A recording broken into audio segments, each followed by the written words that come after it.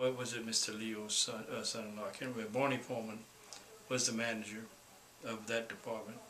It was Mr. Leo's son-in-law. Anyway, he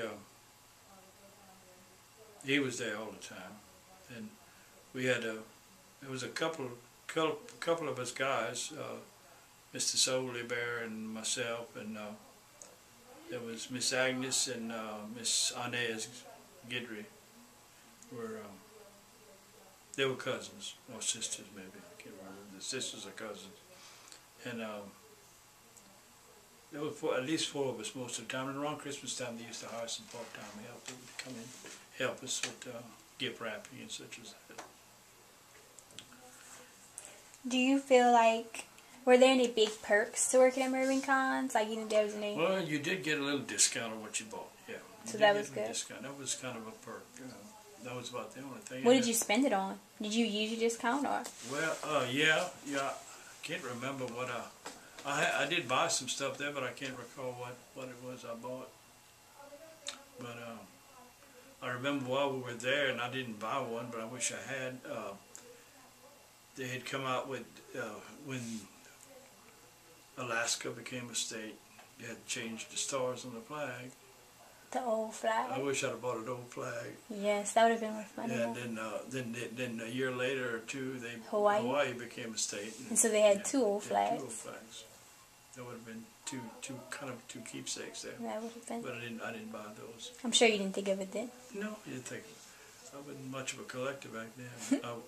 I'd jump at it now, but I'd probably pay an arm and a leg for it. Yeah, now. I'm sure you would.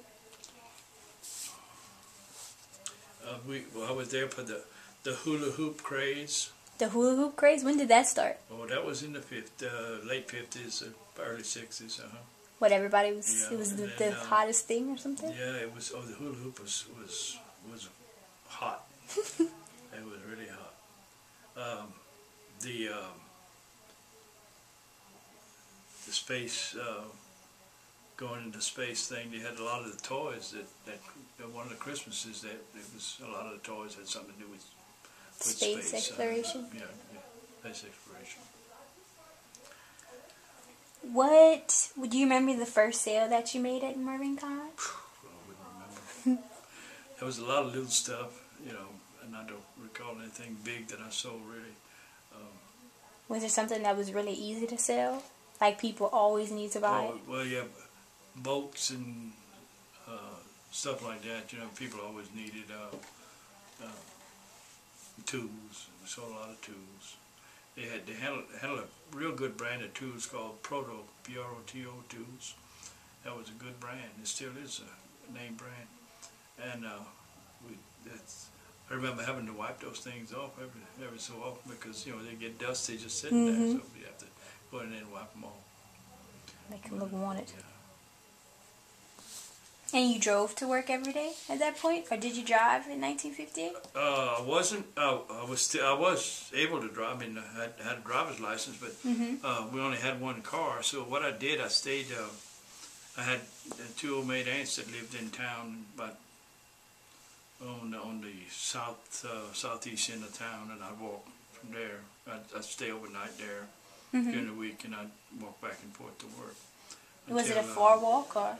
No, it was maybe a mile at the most. It's not very bad. far. From the other end of Butler, on the south end of east end of Butler Street to here. That wasn't that far. I stayed there a few months until Daddy bought another car, and I was able to buy the old car. So. When you started driving. Yeah. Did you meet your wife in Rain? Yes. When did you meet her? My present wife, I went to school. I graduated with. We went to junior prom together. And then. When did y'all get married? We didn't get married till 2006. Wow. But it's that was the same story. girl you went to junior prom with? Yes. It's crazy. And she wouldn't go with it. She wouldn't go with the senior prom. But little did she know. We dated again after we got out of high school, and she had moved to New Iberia to work with her sister and brother-in-law he had a drugstore, and she worked with them. She was living with them and working there at the drugstore. And we got to dating again, and we were actually engaged for a little while. And I bought my ring over here at Corey's jewelry store. You know, Corey's is here, right? And what happened? I bought her a ring. Well, I don't know why. She don't remember why, but she eventually gave me the ring back, and I came back to Corey's. What? And I wanted to see if I could get some of my money back. He said, well, he looked at it and he says, looks like it hadn't been used. I can give you all your money back. He says, but I'll have to give you back in merchandise. So I got a toaster from my mother. Anyway, but in the meantime, I met, after that, while I was still at Mervyn Cons. This all happened while I was at Mervyn Cons. Wow, exciting. I met my first wife, and we started dating. And we got married in '61 after I was working at Kennedy's. And we, after my tour, 2-month tour in Virginia for the cook school, and we got married after that? We got married in June in '61. This was in '60. I went to Virginia for the cook school, and in '61 we got married. And she passed away in 2004 in Texas. So, yeah, we had a good life. We had 3 great children, and I had no regrets. And after about a month, I guess it wasn't quite 2 years, about a year and a half later, somehow we got in touch with Julia, my present wife, and we got back together and started dating and got married. It's amazing. Her husband had passed away, and she y'all had 2 lives. 2 lives, yeah. A little bit at the beginning and then the rest. Yep. Wow. That's the story. Yes. So your time during Mervyn Cons, I suppose that was an exciting time in your life. How's that one now? Your time at Mervyn Cons. Yeah. Not necessarily what you did at Mervyn Cons, but just your life in my general. Life in general was, yeah, it was doing all exciting. kind of stuff. Yeah, it was. It was.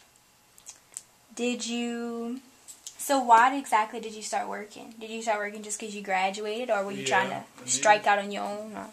Yeah, I needed a job, and I actually wasn't on my own in a way because I was still living at home. But I helped my family, my parents. Like I said, I helped them pay for the car, and then he'd already paid for the old car, but then I helped pay the new car, and then once it was paid off, the old car was mine to keep, you know. So I didn't really have to pay any more for that.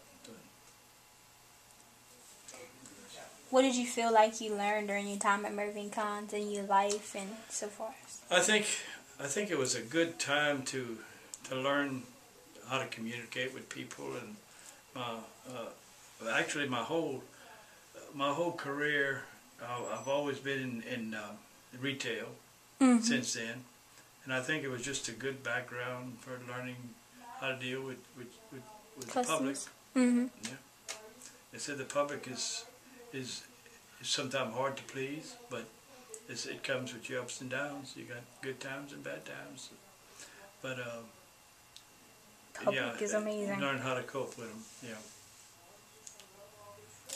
Yeah. Okay. So, can you tell me like one of your favorite memories about being at Mervyn Cons?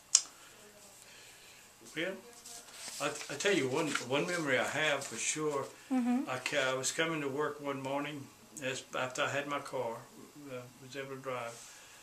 I was crossing the track over here, right? This crossing right here. And as I got to the crossing, there were boxcars laying on their side, on the north side of the track, right in front of the store.